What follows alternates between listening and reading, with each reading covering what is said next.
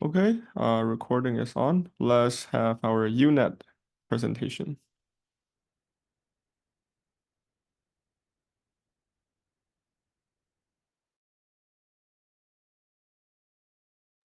Yes, yeah, please give us a second. Henry, could you please pull up the slides and share them? Yeah, I can share it. Wait a second.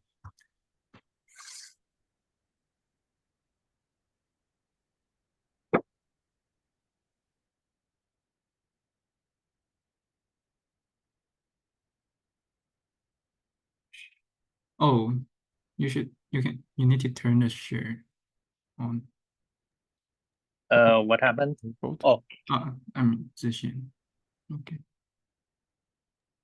Oh, hello, Elham. We're just about to start our presentation on UNet and latent diffusion model. Yeah, I saw your invitation. Yeah, sorry for the late. Yeah. How do no I worries. give you the slide control? all right. Thank you, Henry. So, should we get started now? Yes, please. Alrighty. Good evening, everybody. My group will be talking about the UNet architecture. So, what is UNet? Well, wait.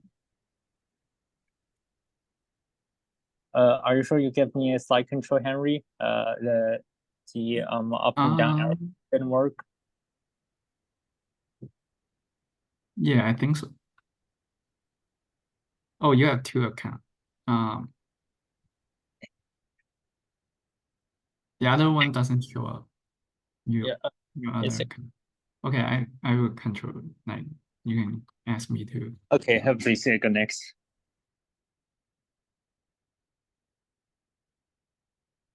This one.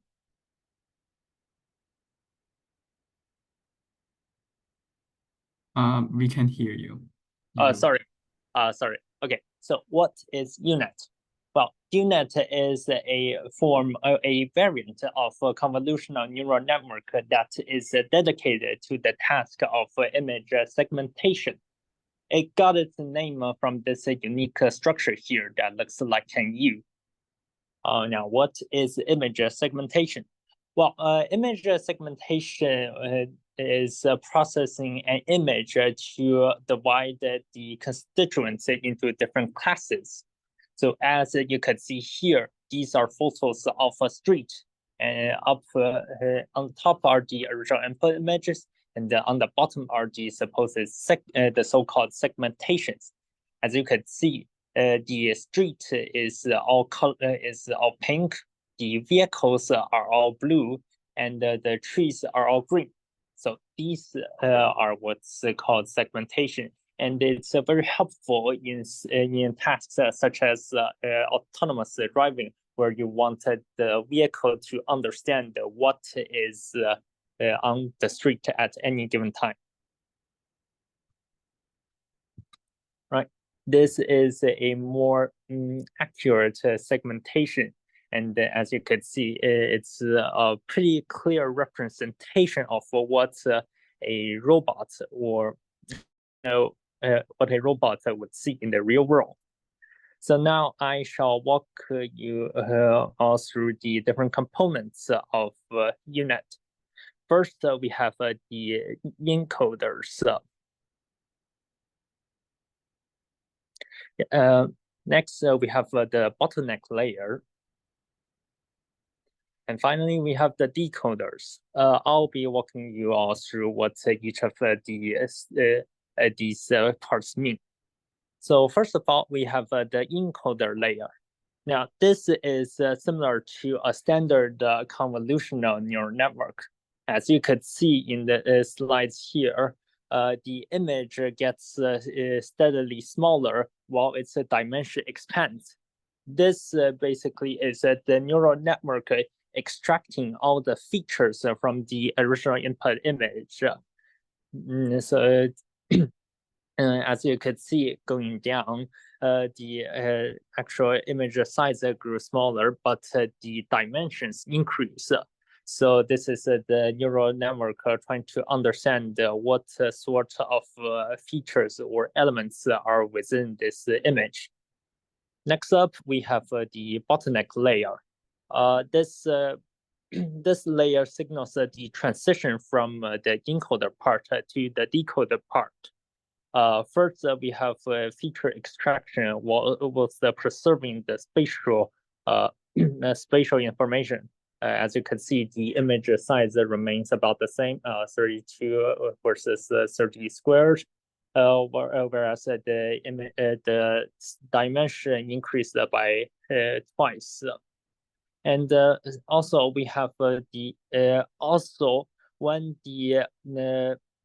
the activations are expanded and contract, this allows. Yes, go ahead, Zixian.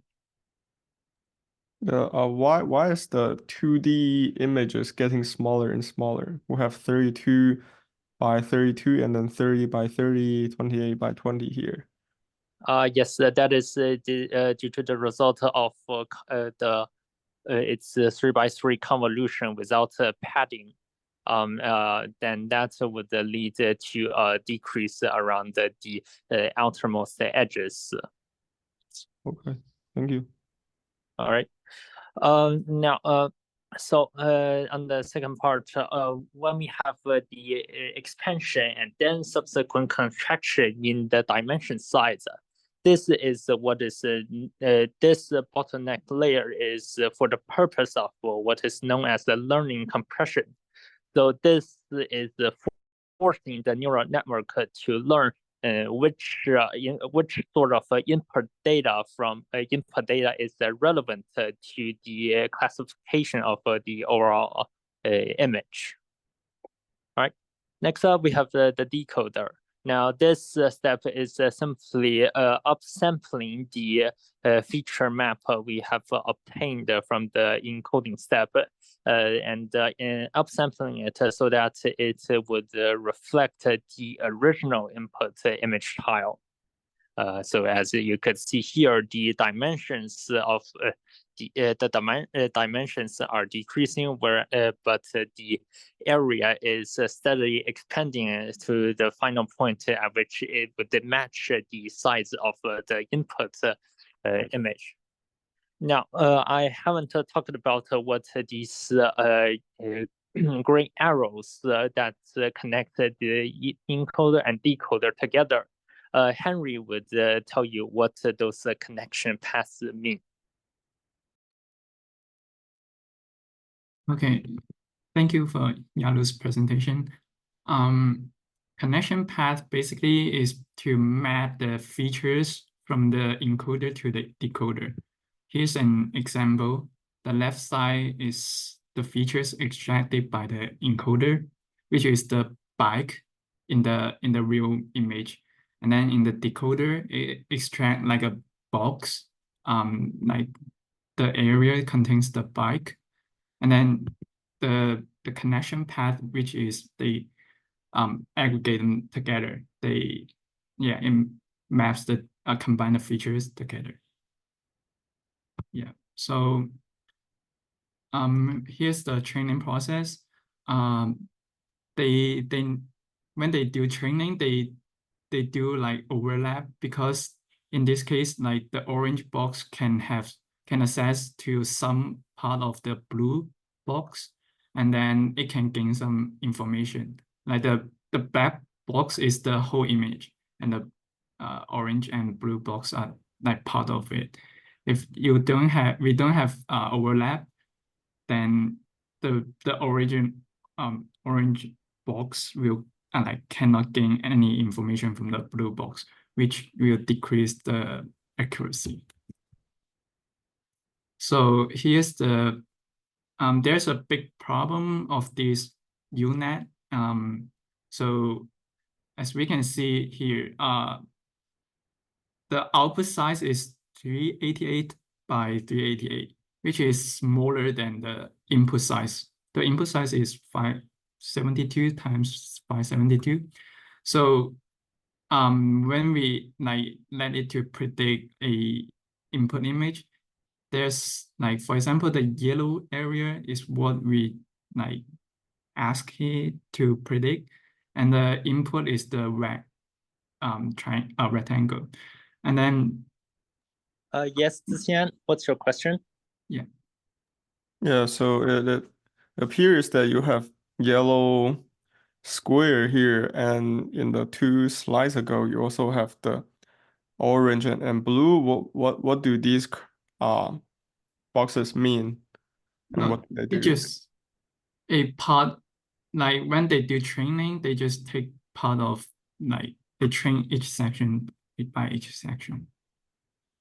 What does that mean? What does each do? You can it just look through all the images and then train them I one mean, by one. I know it looks through, but what is it doing in each loop?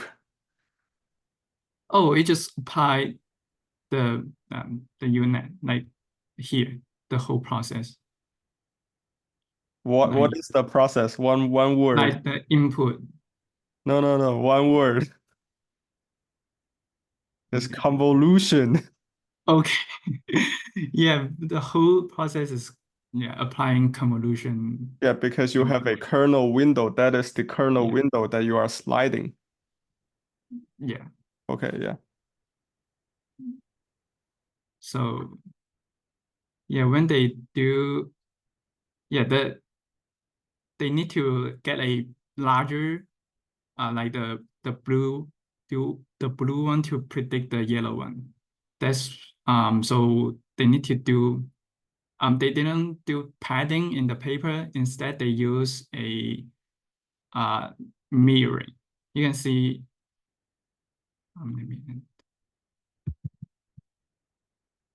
this part is the same as this part. So they mirrored the part of the yellow box to the outside, and then they can use it to predict what is in the yellow box. Yeah, next one. Is it because when we're doing the convolution, the size will shrink, the outer Yeah. layers will shrink, so that Yeah. we have to do padding so that it doesn't lose information of the edges. Like here, they Okay. need to crop it when they map the Ooh. features to the decoder. Ooh. Like they crop part of. That's why they say it's copy and crop, because the size are different. You can see the size is 200 square and here's 280. So they can only gain some information from the encoder. So like nowadays, like people doesn't follow the paper and they use padding to like avoid cropping. So they can like just directly map the whole image from the encoder to the decoder. Cool, thank you. And also, like, can you just not keep the dimensions same, the encoder versus decoder? In that way, you could just do direct mapping. The one can think about, keeping the decoder dimension also the same.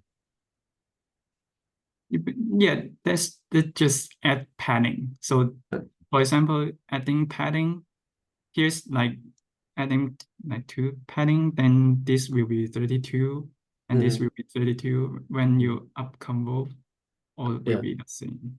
So and then essentially, if you want to keep the dimensions the same, it's the equivalent of a padding, because when you do a kernel over an image at the corner, like it's bound to need the information from within it. Otherwise, if you could go back to the slide with the blue and the yellow boxes, please, Henry. Yeah, Ian, please. The slide with the blue and the yellow boxes. Oh, I think Yalu might be talking actually about what I was going to ask about. Hold up. Okay. Why I can't? Okay, sorry. This one. Or this one.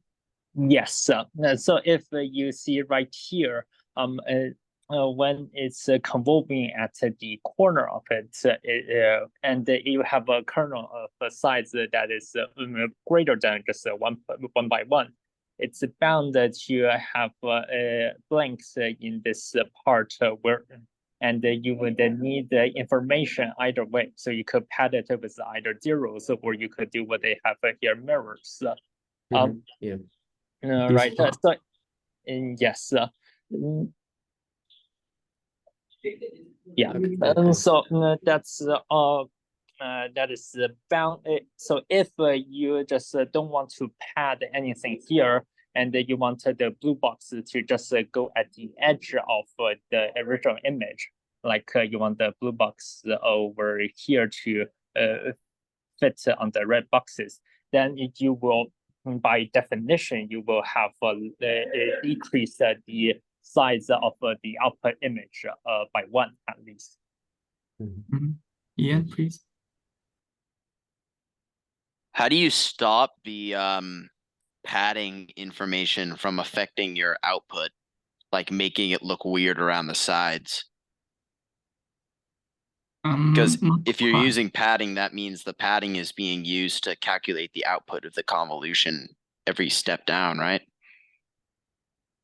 Not quite, because it only like takes part of the information on the edge. And it depends on what padding you use.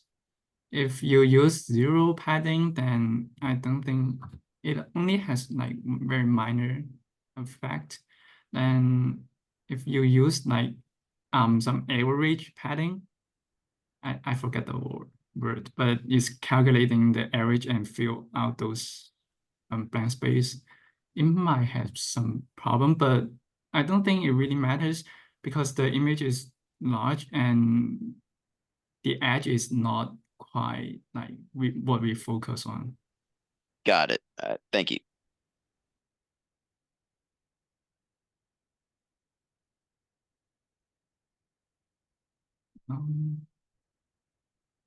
I think. Yeah, unfortunately, since Arnav and Arusha doesn't seem to be able to make it, I shall be discussing what's about the applications of a UNet. So the authors of a UNet actually created this architecture for the purpose of biomedical image processing. So think of stuff like an X-ray scan. Now this would look at your bone structure, and it would sometimes be really hard to identify things like fractures just by looking at it. So they wanted to create an architecture that would allow the medical image to be segmented, so that doctors will be able to clearly identify areas where there are like fractures or of concerns. Now, UNet is also used in diffusion models. To be specific, it's the decoder portions of UNet. As you can see, it's growing from a very small size image feature map to a relatively big image that's around the dimension of the input image tile, and that's sort of like the underlying idea of diffusion model. So where you would generate an image from noises, and it's UNet is also used for image supersampling. So upscaling images. So turning an image that's from the resolution of let's say 360p to something like 1080p or even 2K, 4K, that sort of stuff. Right. That is all about UNet. Thank you, guys. Thank you very much. Does anyone have questions about it? I have a generic question, so maybe for Dishan, like, why did you guys choose to read UNet? Do you think any applications which will be using this kind of architecture? Yeah, UNet is the foundation for all the latent diffusion models. Okay, yeah, of course. Okay. So I see the logic. Okay. I mean, yeah, and That's good to read, yeah. another reason was last week, Henry's group isn't having too much time, so reading UNet is a good Yeah. deal. So not a hard Mm. paper is pretty cool. That's It's good. also pretty cool that even though the paper itself isn't that long, it's quite impressive for what they've been able to achieve. Right. Okay, yeah. Thanks Henry and Yalu. Very good presentation. Well, let's welcome our second group to do their diffusion model presentation.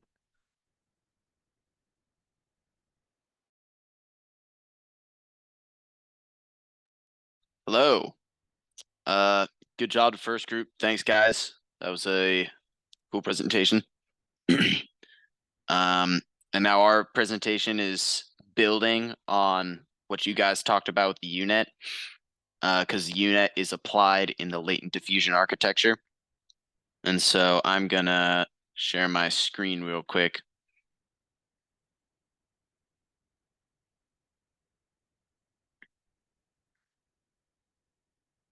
You guys all see that okay? Okay. So what we're going to do in our presentation is we're going to start out by doing a brief review of the GAN model for image generation, as well as the diffusion model. And then we are going to talk about how stable diffusion or latent diffusion builds upon the normal diffusion model, and why it's an improvement. So this will be the slide on GANs. These will be the slides on the diffusion model, and then this is when we'll start talking about stable or latent diffusion. And then we're going to go into some more detail about the model in the slides that follow. So that is the structure of our presentation, and we're going to start off with GANs. That is Sam. Go.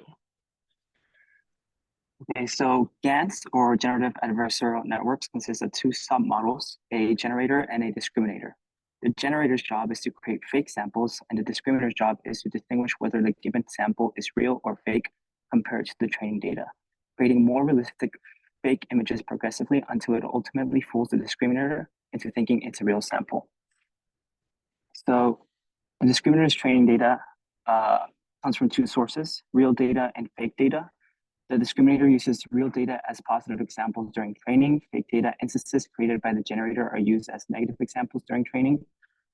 During discriminator's training, the generator does not train. Its weights remain constant while it produces examples for the discriminator to train on. The discriminator loss penalizes the discriminator for misclassifying a real instance as fake or a fake instance as real. The discriminator updates its weights through backpropagation from the discriminator's loss through the discriminator network. During the generator training, we don't want the discriminator to train. It stays the same.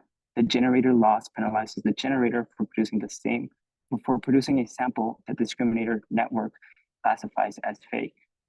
The generator gets updated through backpropagation, which starts at the output and flows back through the discriminator into the generator. The generator and the discriminator have different training processes. So how do we train the GAN as a whole? GAN training proceeds in alternating periods. The discriminator trains for one or more epochs, then the generator trains for one or more epochs. Repeat these steps to continue to train the generator and discriminator networks.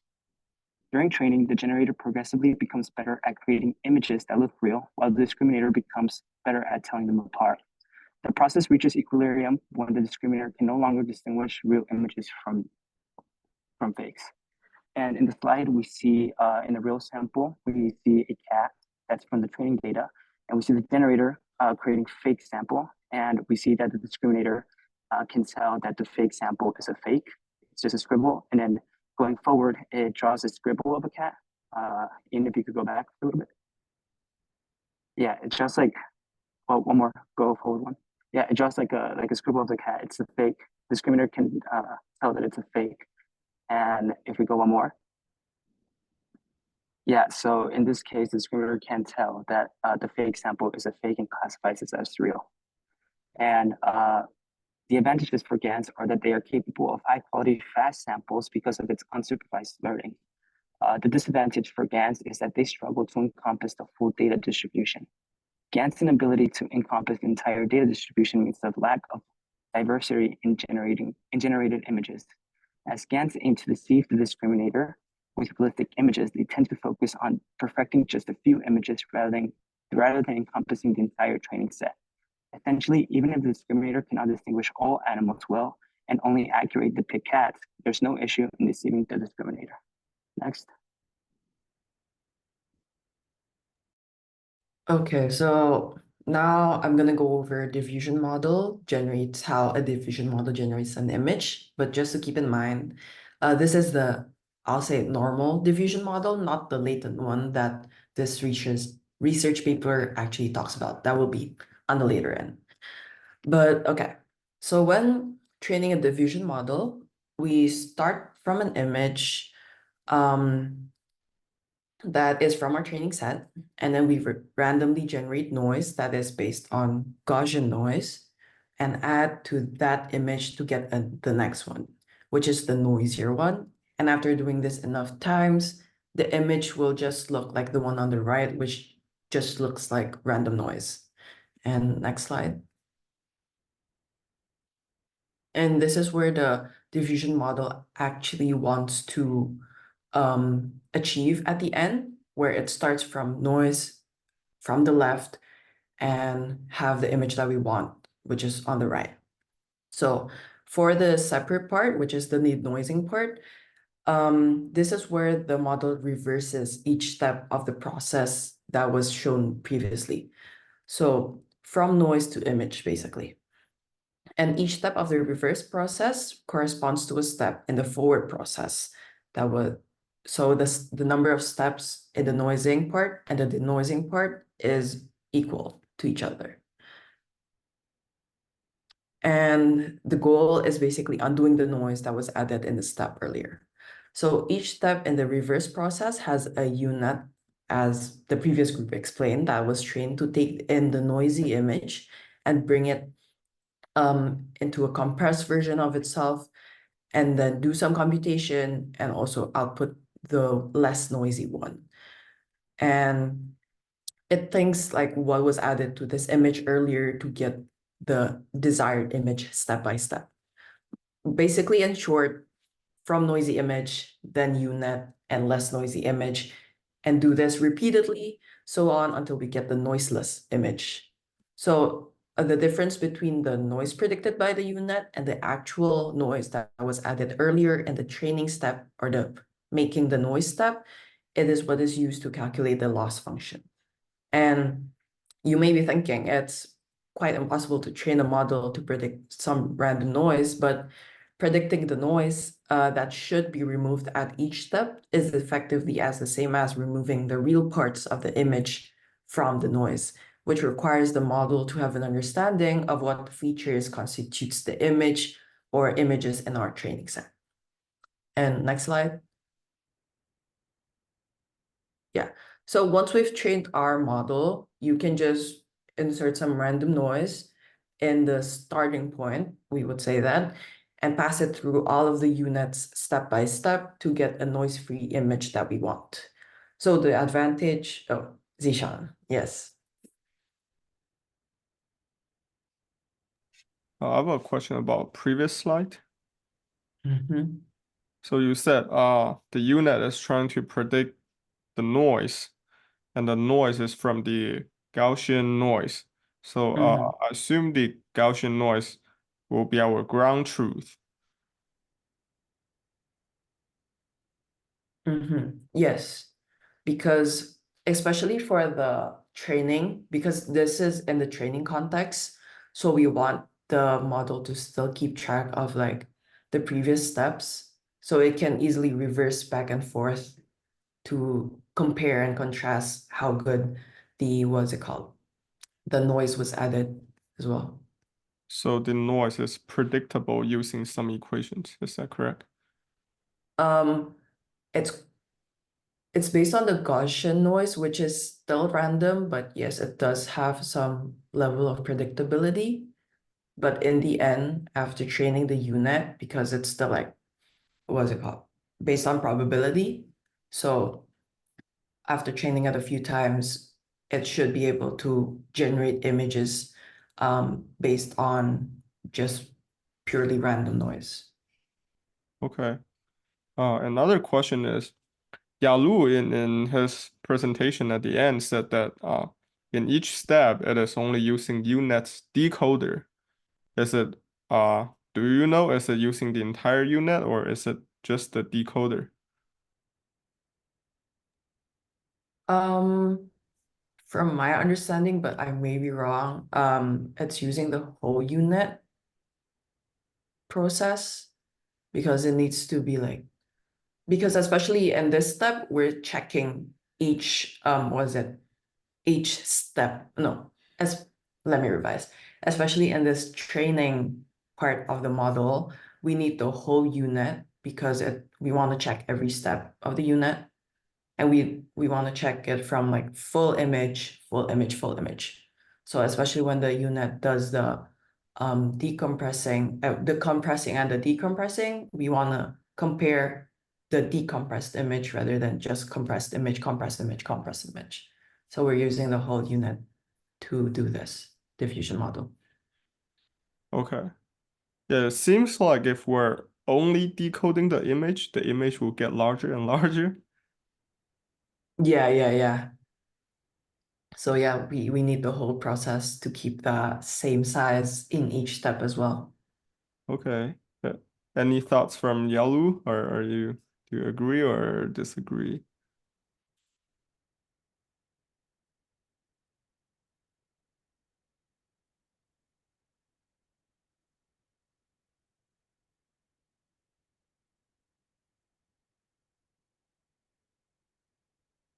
Are you able to join with your phone?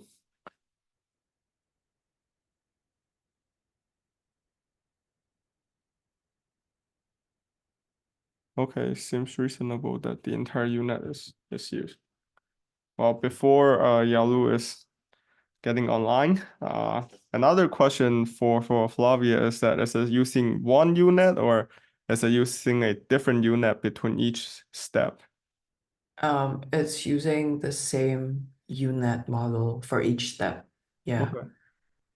But how it can differentiate or progress from each stage to the other image is that because when we have the full image, the noisier one, and compress it to the lesser image, we get the essence of it, right? We get lesser noise, and then we output the less noisier one, and then we go through the same UNet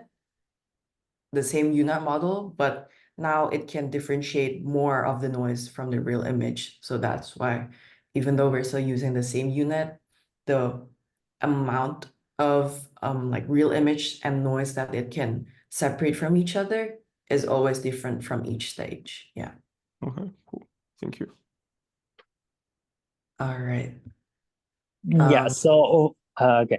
So what I said about the decoder part in UNet use for the fusion models is I just thought that since the decoder is turning features the feature map into the final output segmentation image. So I just thought that this corresponds to the idea that we want to turn a image full of noise into an actual comprehensible image, meaningful one. That's why I thought, it was a decoder that's mostly used. And also while I was searching for the effects of a UNet in the fusion models, most of the papers were looking at the effects of the decoder rather than encoder. That's what led me to believe that the decoder played a more significant part. So you are saying that it still uses entire UNet. Yeah. Okay. Okay, yeah, thank you. all right, then next slide, Ian. Okay, so after all of those training process, we can just start from random noise in the starting point and pass it through all of the units step by step to get the noise-free image that we want. And basically the advantage of a diffusion model over GON, as previously explained by Sam, is that this diffusion model can create more images with more variety rather than just, let's say, being good with cats only.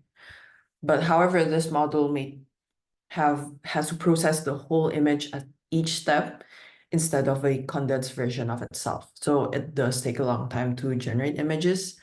Now, this is what the paper will be introducing, is that instead of doing all of these diffusion steps in the pixel space or the whole image space, we do them in latent space. And latent space is a more condensed version of the image. So doing all of these steps in latent space will be much faster computationally and better in a sense.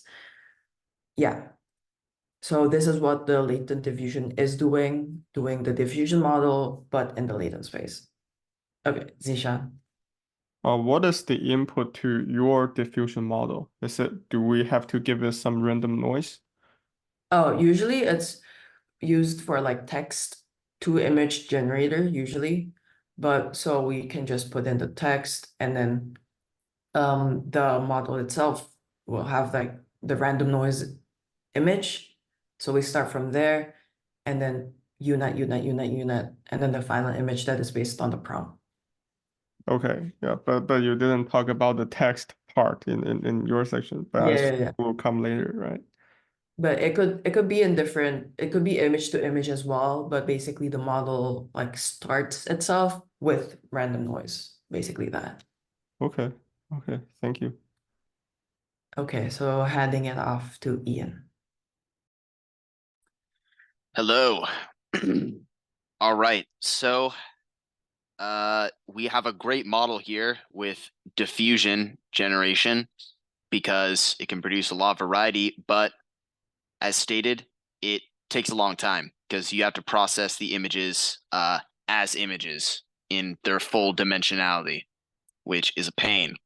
And that is what the authors of this paper sought to fix with this architecture. So this is the latent diffusion model that was shown in the paper. And the way I'm going to explain this model is I'm going to start over here with our input image X, and I'm going to walk you through what happens to it at each step. And when we get to this part, I'm actually going to gloss over some details because this part is what explains how the user's input is going to affect the image, and that is going to be explained by Jacob in the next slides. Okay, so let's go back up to here. So let's pretend that we are in the training process of our latent diffusion model. So we have an image from our training set X. X, you can imagine as having 3 dimensions. Its width, its height, like a normal image would, and then 3 for each dimension in like RGB, like red, blue, green. And then what's gonna happen is X is gonna be put through an encoder. And since you guys read the UNet paper and you just presented on it, you're probably familiar that that is basically this half of a UNet. And so the encoder is gonna take our input X and it's gonna scale its dimensions down like this. So now X is in what we call the latent space, or a lower dimensional representation of the same information. And so in diffusion models earlier, the latent space was down here, and you took your image and you brought it into the latent space at every single step. But latent diffusion improves upon this by only bringing our input into latent space at the beginning and then taking it out at the end. And there's a caveat to that, and that's that technically, since this is a UNet here within the latent space, I guess there's kind of like a second latent space maybe, but this does save you effort by condensing the information from your original image at the beginning, and then doing all the processes and operations on it in its condensed version. That's essentially the essence of Stable Diffusion. It saves you computation time. Yes. Can you walk me through how to understand this image, starting from X after encoder? Yes, I can.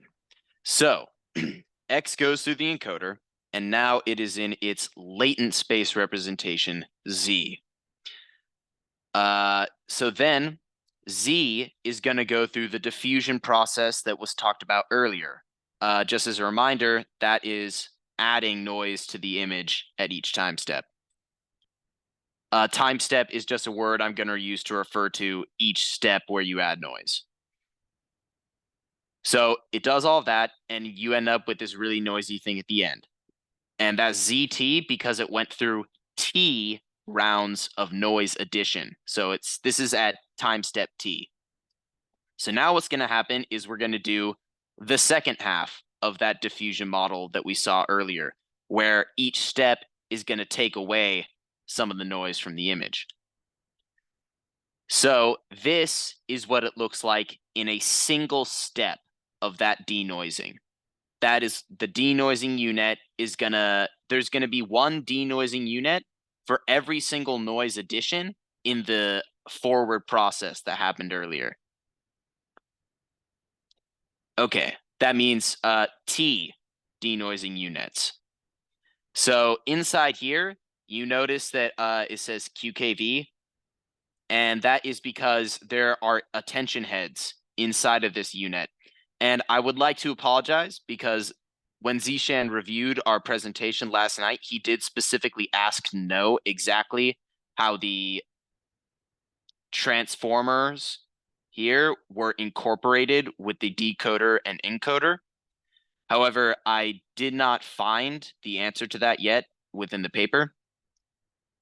So theoretically, you could have perhaps a transformer in between each layer of your unit, or it could be one at the beginning and one at the end. I'm not entirely sure, but do know that they are made to work together within the denoising unit. Okay, so ZT enters your denoising unit. That is going to end up outputting what should look like ZT at time step T-1. So like before that last round of noise was added, that's what it should look like now. Then don't be confused by this little box here, because this little box is the same as the big box. It's just scaled down. So you're going to put Z at time step T-1 through a denoising unit another T-1 times. So again, one denoising unit for every single noise addition that happened during the diffusion process. And so once you've done that T-1 times, eventually you're going to get back to hopefully something that looks similar to the original latent space representation Z. Remember, this is the training process. So we are training the model to reproduce the same original image that it was inputted. And so then it's going to go through the decoder, which is like the other half of the unit. So encoder would be like this first half of the unit. Decoder will be the second half. And the encoder and decoder need to be trained, but presumably you've already done that. So we take Z through the decoder. And then finally, our final output is X, our fake image that should hopefully look exactly like our original image. Yes, Zishan. Oh, I think Yalu is before me. Oh, yes, Yalu.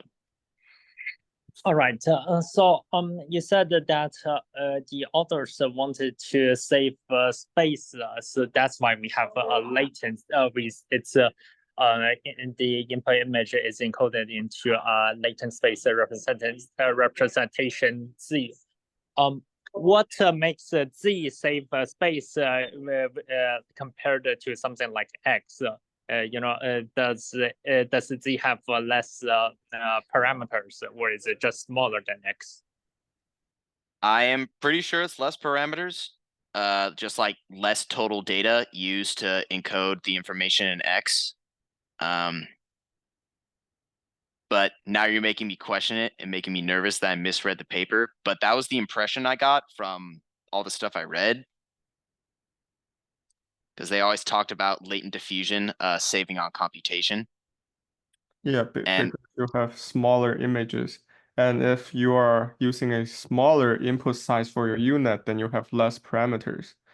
Then in total, less input parameters and less training parameters, and so less computations. And another good thing for having the encoder is that it compress all the information into your latent space instead of carrying, be worried about the two consecutive pixels that are, doesn't tell me much difference. Does that help answer your question? Okay, I guess it's similar in concept with the data compression I was talking about. So making the model pick and choose which sort of pixels in the original image are actually relevant to the image construction as a whole. It shouldn't say that choose which object. It should be giving out some not useful information. I mean, an image you can, if you take for every two consecutive pixels, if you take out the second one, you still keep the high level idea of your image and at less pixels, and you still remain a very core component of your image. So that is the core component we want to keep. Anyways, yeah, similar. Yeah, and also remember that the compression and decompression also is getting learned when you're optimizing the model. So as well as the diffusion. So you're optimizing both problems at the same time, compressing as well as the adding noise versus removing noise. So yeah, so it's a complicated model to train, but yeah. Yeah, I have a question on regarding about that.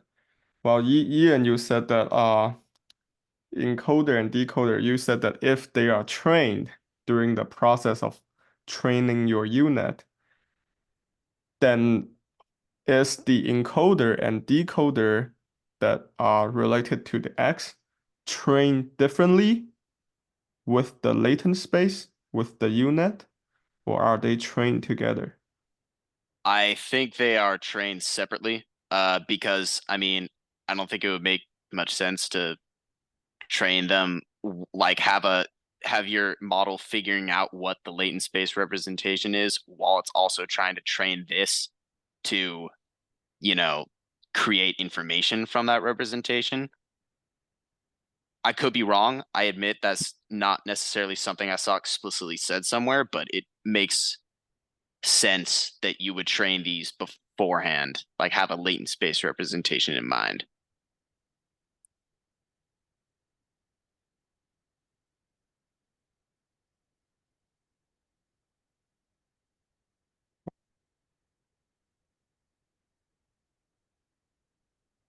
Oh, Elham just left.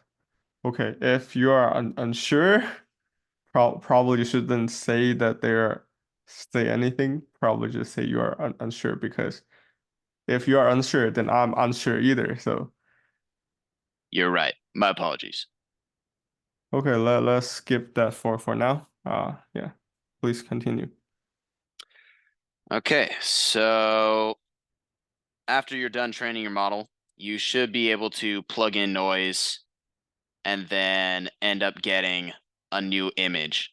But something you guys are probably thinking about is user input, and that is all of this stuff here.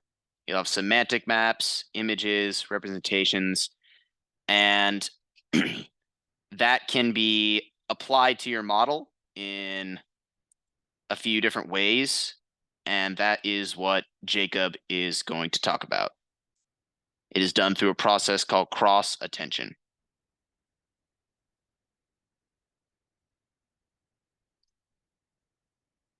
Yes. Thank you, Ian. Can you go to the next slide? Like 2 slides after it. Yeah. Right. So here's a more detailed diagram of transformer block within the denoising unit. Conditioning inputs like text, image, semantic maps, representations, or any other types of data is fed into the transformer encoder, denoted as tau subscript theta. It is like the the T-shaped symbol with the theta on top of the transformer decoder. So this paper only goes through how they did text encoder of the text to image model. So what they did is they convert text into word embeddings first using BERT tokenizer. It turns each word into a word embedding, and then they feed the embedding sequence into the encoder. So the output matrix of this encoder is then passed to the cross attention of each transformer block. You're talking about the T theta, the blue block, or Yes. are you talking about a QKV block? That's the blue trapezoid Okay, at the Ian, can bottom you right go to the corner. next slide? No, one more. Yeah. Is this the one you were talking about, or? No, this is for self-attention. Can you go to the previous slide? Yeah. So the output matrix from this encoder is then passed to the cross attention of each transformer block. So by doing the cross attention, it's able to like add the information from the conditioning to the denoising process. So the advantage of this implementation is that the input matrix to all cross attentions are the same. So the encoder only needs to be evaluated like once. Also, Sorry, can you start from the beginnings? Where it has, well, on the conditioning side, you have semantic map, text, representation, images. How do you exactly embed them to the same dimension? You said you use BERT? Yes, that's a very good question. So for text to image model, they actually use like BERT to convert like each word into an embedding. So for other types of data, like representation, semantic maps, or images, I'm sure they use like other forms of embedding of their choice. But eventually, the processed data will, like, whether it be like an embedding or something, it'll have to be fed into the transformer encoder of like tau. Well, what is the dimension of the embedded object? The dimension? Yeah. Yeah, that's something I will like go over like more in detail in the next few slides. So Okay. this is just a brief like overview of how it works. Like, yeah. Okay, so And each KQV here is referring to a complete transformer that yes, that's also has correct. encoder and decoder. So each transformer block is identical Okay, in architecture. okay, cool. Right. So another advantage of having this encoder to do the conditioning is that this encoder can be separately trained while sharing the same same weight for the rest of the model. You mean the BERT Yes. encoding? Bird encoding, I think is another model. It's like a tool Okay, to convert like the word into word embedding. Okay. But when we train the encoder, we only train like the the weights inside the encoder. Yeah. And Ian can next slide, please. Yes, and now you might have the question. The latent space is two-dimensional. It's like W by H by C. So how do we fit into the transformer? So we do this by by flattening and patching it first. Patching divides the space into grids, and each grid is a patch, which is like a token in a sequence. Then we flatten these patches into a sequence. Then we feed this sequence of patches into the transformer. The dimension of the flattened latent space is n by d. So in the flattened latent space, there are n patches, each with the size of d.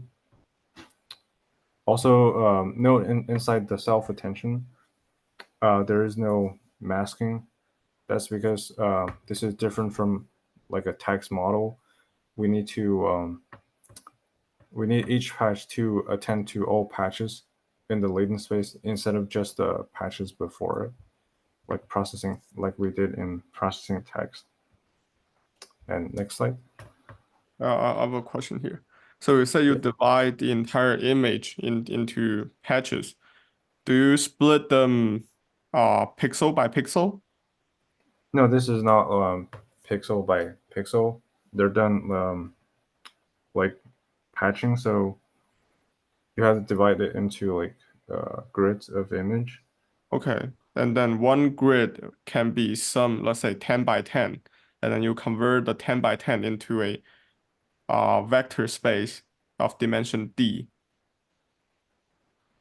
Yes, I think so, but we're not actually like projecting it. We're just like, I think, changing the structure of it. Well, what do you mean by that? It's just like you take each patch and you like put them inside this this flattened sequence, which is denoted as this special symbol of Z. I don't quite get it. Let's say you have H by W. Assume H is 30, W is also 30, and then you divide them into 3 by 3 so that each patch will have 10 by 10. Is that correct? Yes, yes, that's correct. And then how do you convert that 10 by 10 into D? Do you flatten it again? Yes, I think so. So you Are you need sure? to. Yeah, I'm pretty sure because like they're not doing, because that's the dimension that they've specified. Okay. Yeah. And right, so right, next slide, Ian. So N will be the total number of patches you have. Right. Okay.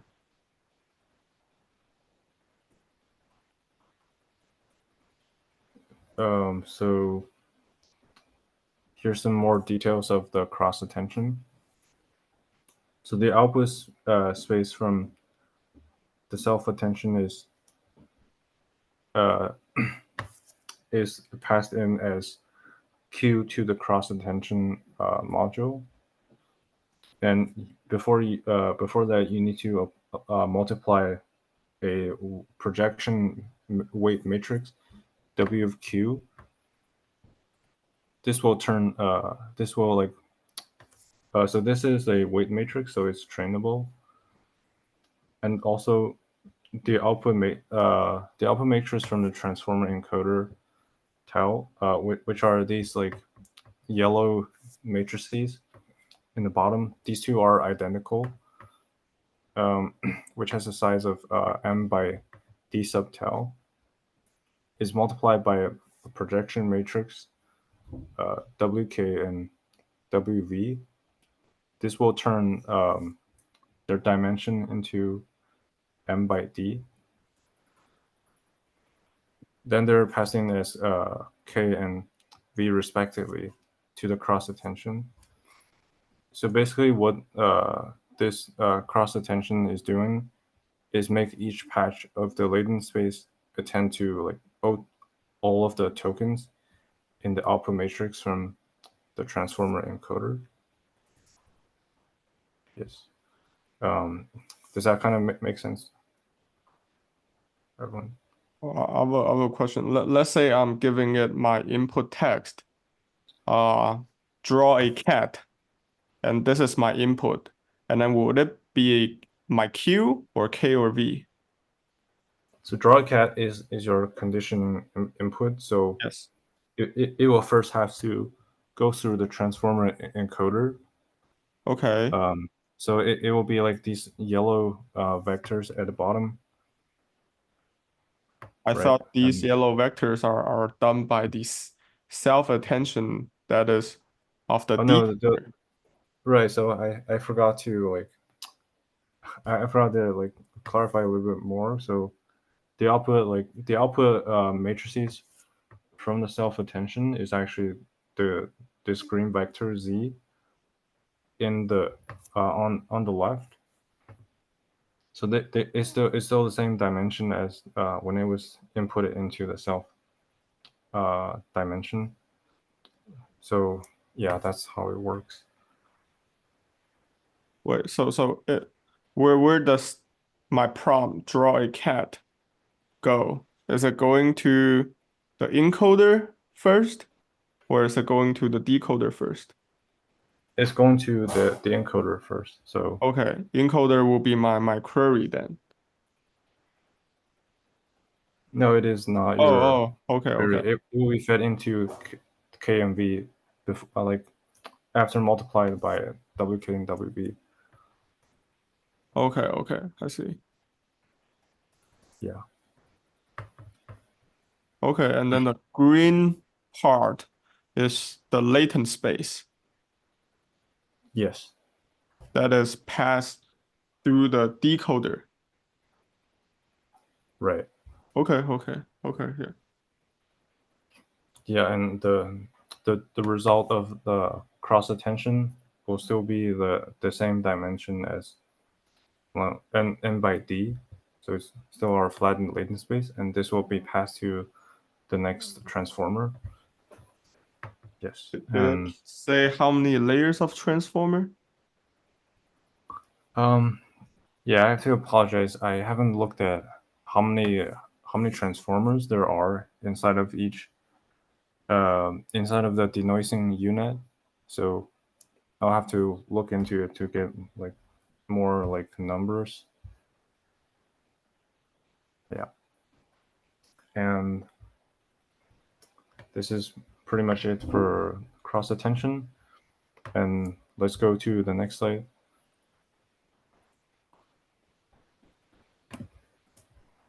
So now you might ask why LDM latent diffusion model is designed this way, and what makes it perform better than like autoregression, GAN, or regular diffusion models.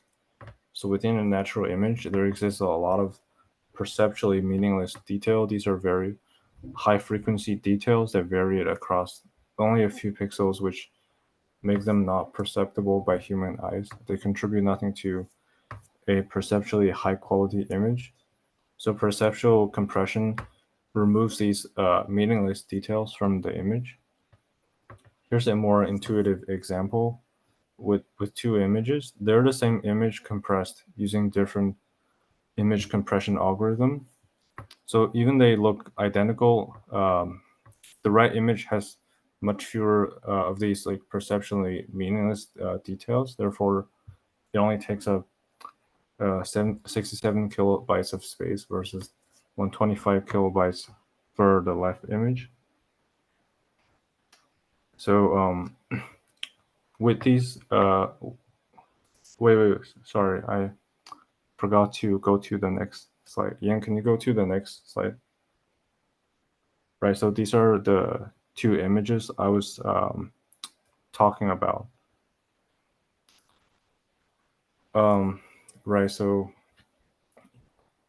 for with these meaningless details, our model also has to learn them, and it is very like computationally like costly. So can you go to the next slide? So what autoencoder and GN network is good at is that they avoid like learning these perceptually like meaningless detail, but they cannot encompass the whole data distribution as a downside. Diffusion model is like completely the opposite. So latent diffusion model like just combines the advantage of these two models. So remember the process of turning our image into a latent space. That process is like perceptual compression. So our latent space contains no perceptually like meaningless informations. And also because we're using like diffusion model, we're able to like encompass the whole data distribution, which means we can learn very complex image and their deeper like meanings. Yes, that'll be all. Thank you all for listening. Okay, yeah, thank you. Oh yeah, good work on the latent diffusion model, except that you didn't grab the detail. The most important how attention is incorporated. But besides that, you all have done a great job. Any comments from you all? What do you think about the paper?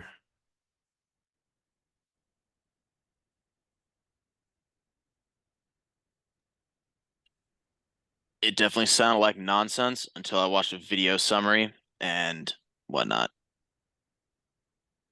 Other stuff as well. The more you look at other sources, the more the original source starts to make sense. Yeah, that is how you understand.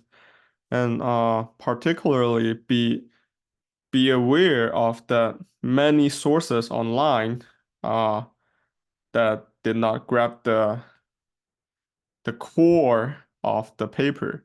They're saying, okay, here's the unit, and attention is inside the unit, but how? I assume only few papers or blogs that talked about this. Otherwise, Well, it's strange. I couldn't seem to find it in the original paper itself, but they might have just said it and it just went over my head because they were using like symbols or something. Yeah, I noticed that kind of detail will not be specifically stated in their paper unless you go into their source code and to really understand how they're doing. Yeah, I think so. There's also like skip connection for latent diffusion model if you look closely at the diagram. So they actually didn't like go over how that is like done in the paper. So I mean, those are based on previous information that is about residual net, ResNet, that is residual connections. Okay, yeah, we talked about this to prevent what? To prevent gradient vanishing gradient so that the gradient goes to 0, something like that. I assume. yeah, they didn't quite talk about it.